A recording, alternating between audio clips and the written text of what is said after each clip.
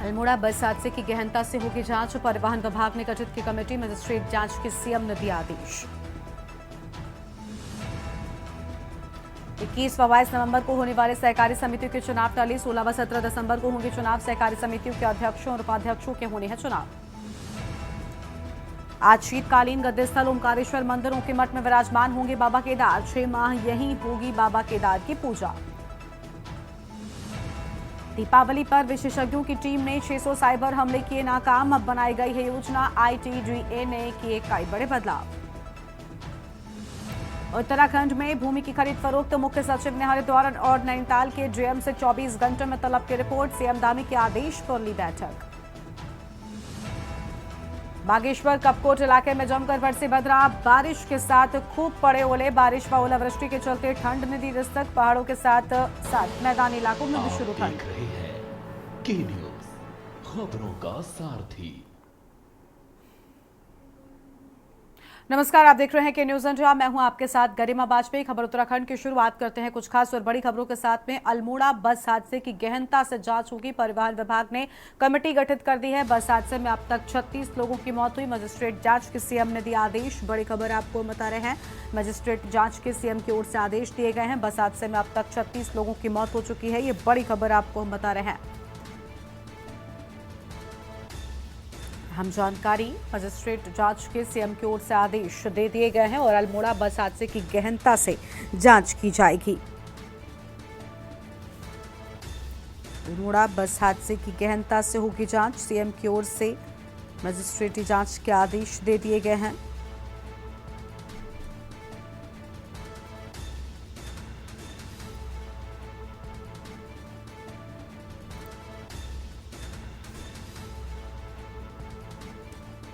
बड़ी खबर आपको हम बता रहे हैं।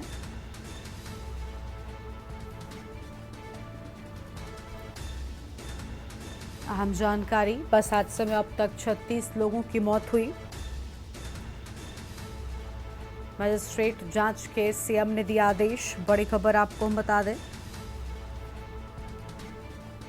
अल्मोड़ा बस हादसे की गहनता से जांच की जाएगी। बड़ी खबर आपको हम बता रहे हैं। परिवहन विभाग ने गठित की कमेटी। बस हादसे में अब तक 36 लोगों की मौत हो चुकी है। मजिस्ट्रेटल जांच के सीएम की ओर से आदेश दे दिए गए हैं। और इसी खबर पर बातचीत के लिए हमारे साथ हमारे संवाददाता सुरेंद्र सिंह रावत जुड़ चुके हैं। सुरेंद्र, अल्मोड़ा बस हादसे की गहनता से जांच होगी। खुद मुख्यमंत्री की ओर से मजिस्ट्रेटी जांच के आदेश दिए गए हैं। पूरी जानकारी क्या है? जी हाँ, जो बड़ी दुखद घटना हुई जो अल्मोड़ा में सड़क में जो बहुत बड़ी दुर्घटना हुई है जिसमें 36 लोगों की मौत हो गई है, जिसमें सीएम के द्वारा पौड़ी और अल्मोड़ा के ARTO दोनों को निलंबित कर दिया है। साथ में इसमें मजिस्ट्रेटी जांच के भी आदेश दे दिए गए, जिससे जल्द से जल्द रिपोर्ट सबमिट करने के लिए भी कहा गया। शुक्रिया आपका हमारे साथ जुड़ने के लिए और अहम जानकारी के लिए। तो ये बड़ी खबर आपको हम बता रहे हैं, जहां मजिस्ट्रेटियल जांच के आदेश दिए जाने की बात सामने आई है।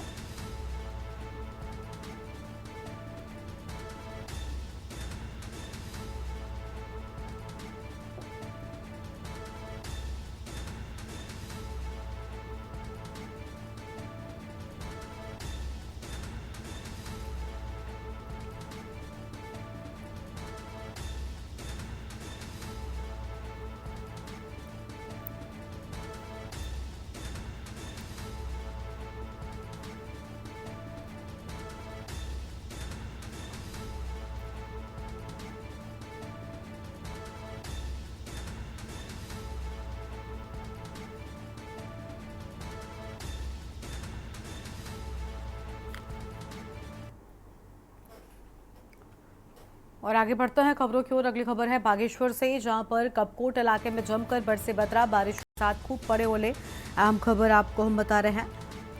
और बारिश व ओलावृष्टि के चलते ठंड ने दस्तक दे दी है। अहम खबर आपको हम बता रहे हैं।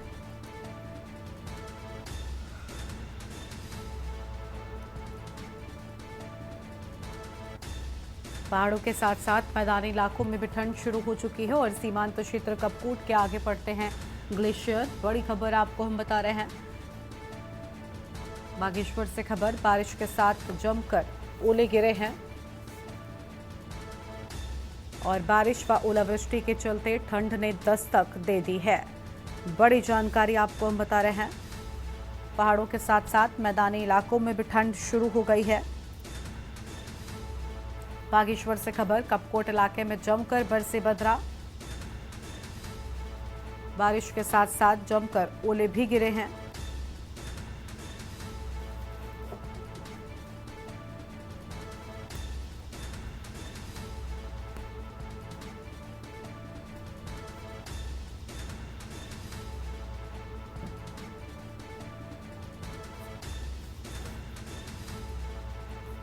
बड़ी जानकारी आपको हम बता रहे हैं। बारिश के साथ साथ खूब बड़े ओले।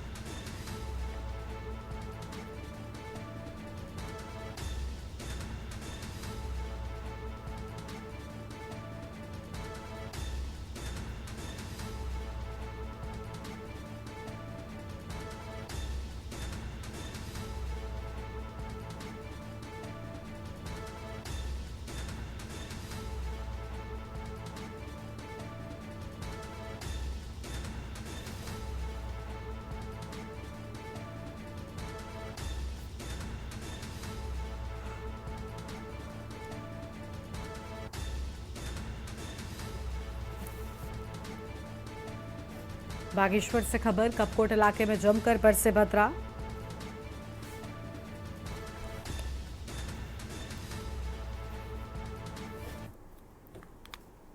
और अगली खबर का रुख कर लेते हैं। देहरादून से खबर है, जहां पर कांग्रेस प्रदेश उपाध्यक्ष सूर्यकांत कस्बाना ने अल्मोड़ा के मार्शोला में हुए बस हादसे मामले में प्रेस कॉन्फ्रेंस की और इस दौरान उन्होंने इस हादसे के लिए राज्य सरकार को जिम्मेदार ठहराया है। उन्होंने कहा कि इस हादसे के लिए पहाड़ों में सड़कों की दुर्दशा और पहाड़ी क्षेत्रों में सार्वजनिक परिवहन की बदहाल व्यवस्था पूरी तरह से जिम्मेदार है और ये दोनों काम राज्य की सरकार के अधीन ही है। तो कहीं न कहीं इस हादसे के लिए राज्य की भाजपा सरकार जिम्मेदार है, जिसमें 3 दर्जन से ज्यादा लोगों की जान चली गई और 2 दर्जन से ज्यादा लोग घायल हैं और कई लोग मौत से जंग लड़ रहे हैं।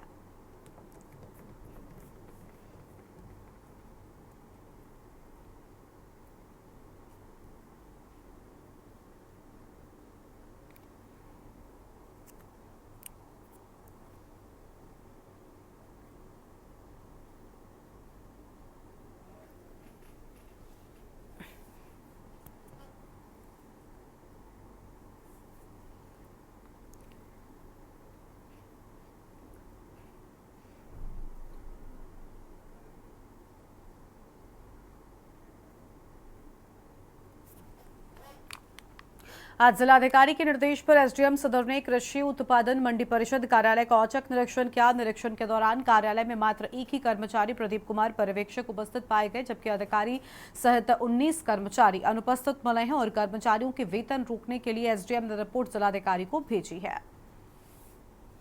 उत्तराखंड के अल्मोड़ा जिले में सोमवार को यात्रियों से भरी बस गहरी खाई में गिर गई, जिसमें सवार करीब 60 लोगों में से 36 लोगों की मौत हो गई।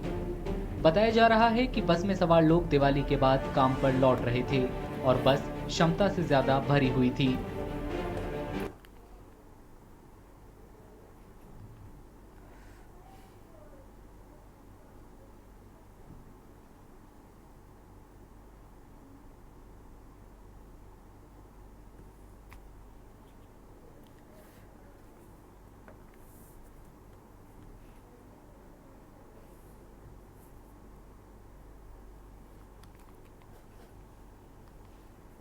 जिलाधिकारी के निर्देश पर एसडीएम सदर ने कृषि उत्पादन मंडी परिषद कार्यालय का औचक निरीक्षण किया। निरीक्षण के दौरान कार्यालय में मात्र एक ही कर्मचारी प्रदीप कुमार पर्यवेक्षक उपस्थित पाए गए, जबकि अधिकारी सहित 19 कर्मचारी अनुपस्थित मिले हैं।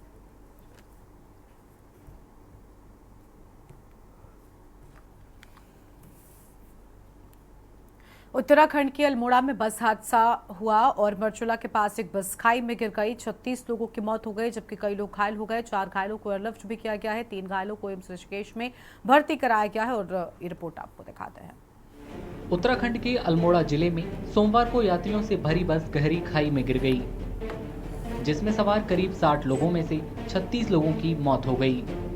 बताया जा रहा है कि बस में सवार लोग दिवाली के बाद काम पर लौट रहे थे और बस क्षमता से ज्यादा भरी हुई थी। गढ़वाल मोटर ऑनर एसोसिएशन की 43 सीटों वाली बस गढ़वाल इलाके के पौड़ी से तकरीबन 250 किलोमीटर दूर कुमाऊं के रामनगर की ओर जा रही थी। हादसे में 24 लोग घायल हो गए, जिनमें से 4 की हालत गंभीर बनी हुई है।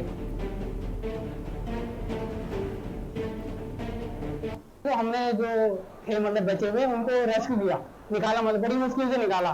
फिर धीरे धीरे अब जो जाके मृतक निकाल रहे हैं। तो अब कितनी मौतें हो गई हैं? लगभग 20 प्लस तो हो ही चुकी है। पुलिस के साथ साथ एनडीआरएफ और एसडीआरएफ के जवानों ने हादसे वाली जगह पर सर्च और रेस्क्यू ऑपरेशन चलाया। घायल यात्रियों को नजदीकी अस्पताल रामनगर ले जाया गया। गंभीर तौर पर घायल 4 लोगों में से 3 को हवाई मार्ग से ऋषिकेश एम्स और 1 को हल्द्वानी ले जाया गया। हादसे का शिकार हुए एक यात्री ने घटना के बारे में बताया। हादसा सर, गाड़ी में एक तो लोग ज़्यादा थे और मुझे ऐसे लगा कि मैं तो फ्रंट में बैठा था तो कुछ स्पीड भी कुछ ज़्यादा लग रही थी और उसका ब्रेक फेल हुआ या पट्टा टूटा, कुछ आवाज़ सी आई धड़ाम से और बस कंट्रोल से बाहर हो गई ड्राइवर के। और वो कुछ बस में सवार कितने लोग होंगे? तकरीबन 40 प्लस थे। रामनगर के अस्पताल में डॉक्टरों, नर्सों और स्टाफ ने घायलों का इलाज उनके पहुंचते ही शुरू कर दिया। ज़्यादातर पेशेंट इमीडिएट कोई कुछ ऐसा खतरा लग रहा है ऐसा नहीं होगा, लेकिन जब तक हम इन्वेस्टिगेशन देख लेते हैं, जैसे अल्ट्रासाउंड होता है पेट का जिसमें इंटरनल ब्लीडिंग के बारे में पता चलता है, सीटी होता है, एक बार वो देख लेंगे तो पिक्चर बहुत क्लियर होगी। लेकिन इलाज यहाँ पे भी ठीक चल रहा है, जो हो रहा है वो सब सही चल रहा है पेशेंट्स का। हादसे की न्यायिक जांच के आदेश दे दिए गए हैं। साथ ही पौड़ी और अल्मोड़ा के एआरटीओ को सस्पेंड भी कर दिया गया है। मुख्यमंत्री पुष्कर सिंह धामी ने मृतकों के परिजनों को 4 लाख रुपए और घायलों के लिए 1 लाख रुपए की आर्थिक मदद देने का ऐलान किया है।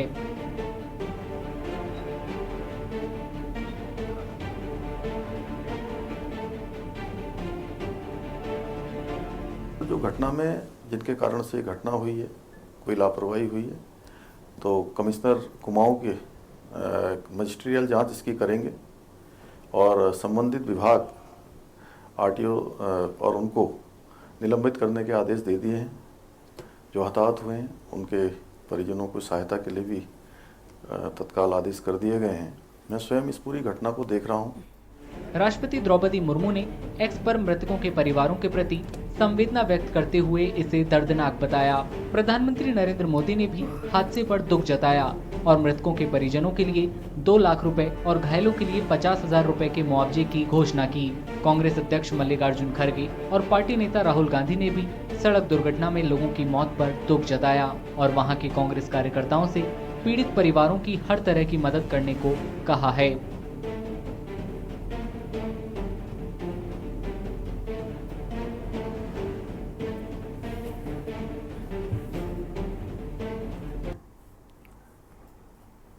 और यहाँ पर रुकते हैं एक छोटे से ब्रेक के लिए। ब्रेक के बाद आप सभी का स्वागत है। रामनगर के होमस्टे में विदेशी मेहमान भारतीय संस्कृति सीखने में दिलचस्पी बढ़ा रहे हैं। स्पेन के रहने वाले एलेक्स रोडीज इन दिनों उत्तराखंड में जिम कॉर्बेट नेशनल पार्क के पास रामनगर में होमस्टे में रह रहे हैं। रोडीज की यहाँ के लोगों में खासी दिलचस्पी है। उन्होंने कहा कि वो यहाँ छुट्टियां मनाने नहीं बल्कि भारतीय संस्कृति को जानने और होम स्टे कारोबार को समझने के लिए आए हुए हैं। स्पेन के रहने वाले एलेक्स रॉड्रिग्स इन दिनों उत्तराखंड में जिम कॉर्बेट नेशनल पार्क के पास रामनगर में होम स्टे में रह रहे हैं। रॉड्रिग्स की यहाँ के लोगों में खासी दिलचस्पी है। उन्होंने बताया कि वे यहाँ छुट्टियां मनाने नहीं बल्कि भारतीय संस्कृति को जानने और होम स्टे कारोबार को समझने के लिए आए हैं। Well, my goal is to know about the Indian culture. I mean, I feel so happy that Mr. Ramesh gave me the chance to stay here with his amazing family in this heaven, as you can see, near to the nature. And yeah, my purpose is basically to learn more about the Indian culture and to see how people live here.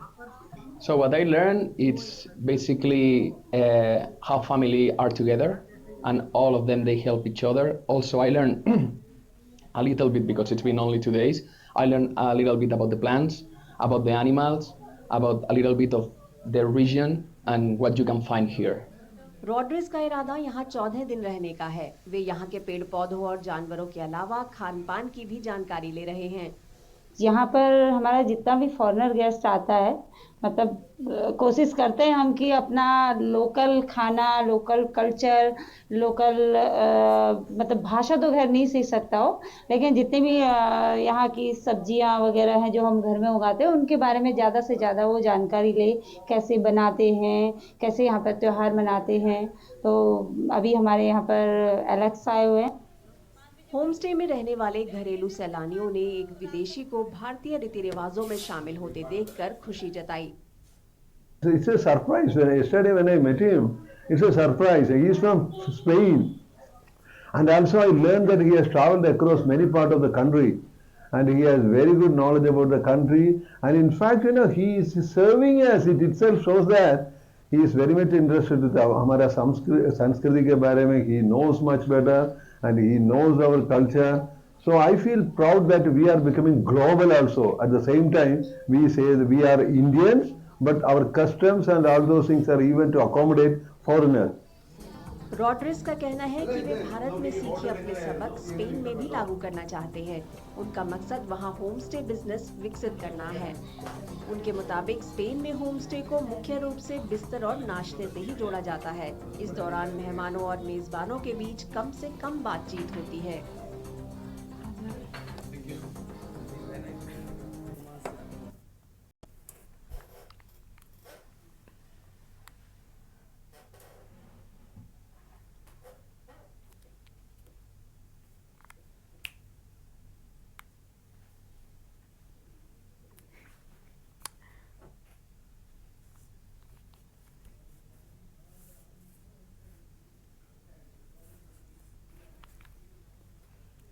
Uttarakhand के 102 नगर निकायों के चुनाव की अधिसूचना 10 नवंबर को जारी होने पर संशय पैदा हो गया है। निकायों के ओबीसी सर्वेक्षण की रिपोर्ट तो मिल गई है, लेकिन निकायों में ओबीसी आरक्षण की नियमावली पर मोहर नहीं लग पाई है। लिहाजा आरक्षण का फॉर्मूला लागू न होने के चलते राज्य निर्वाचन आयोग अधिसूचना जारी नहीं कर पाएगा।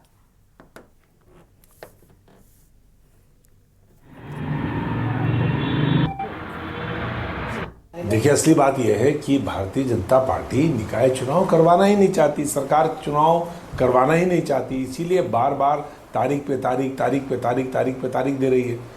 इतना लंबा समय हो गया है, आप मतलब जो 73वां और 74वां संशोधन संविधान का है उसका आप खुलेआम उल्लंघन कर रहे हैं। व्यवस्था ही नहीं है ऐसी, कोई ऐसे हालात राज्य के अंदर क्या है कि आप चुनाव ही नहीं करवा पा रहे हैं। असल में सरकार हार के डर से चुनाव नहीं करवा रही है, और मैं समझता हूं कि अभी भी हाई कोर्ट में सरकार कुछ भी कहे, सरकार ने तो 3 बार अलग अलग तारीख हाई कोर्ट में दे दी, एफिडेविट दे दिया, कह दिया साहब हम चुनाव के लिए तैयार हैं। आज भी सरकार कह रही है हम चुनाव के लिए तैयार हैं, लेकिन मैं समझता हूं कि तैयारियां पूरी नहीं है, सरकार की मंशा चुनाव कराने की नहीं है। मुझको नहीं लगता कि दिसंबर में सरकार निकाय के चुनाव कराएगी, ये और आगे टालेगी जब तक ये पूरी तरह से मुतमईन ना हो जाए कि हम जीत रहे हैं। और अब जीतने का सवाल ही नहीं है, तो हार का सिलसिला शुरू होना है इनका। बद्रीनाथ जी से, मंगलौर से इनकी हार का सिलसिला शुरू हो गया है। केदारनाथ में अब हारेंगे, उसके बाद निकाय चुनाव हारेंगे, उसके बाद पंचायत चुनाव हारेंगे, और उसके बाद 2027 में इनकी विदाई इस राज्य से है। इसलिए चुनाव कराने में सरकार इंटरेस्टेड नहीं है। मुझको शक है कि सरकार चुनाव करवाएगी। इस बुलेटिन में फिलहाल इतना ही। तमाम बड़ी खबरों के लिए आप देखते रहिए के न्यूज़ इंडिया। नमस्कार। आप देख रहे हैं के न्यूज़, खबरों का सारथी।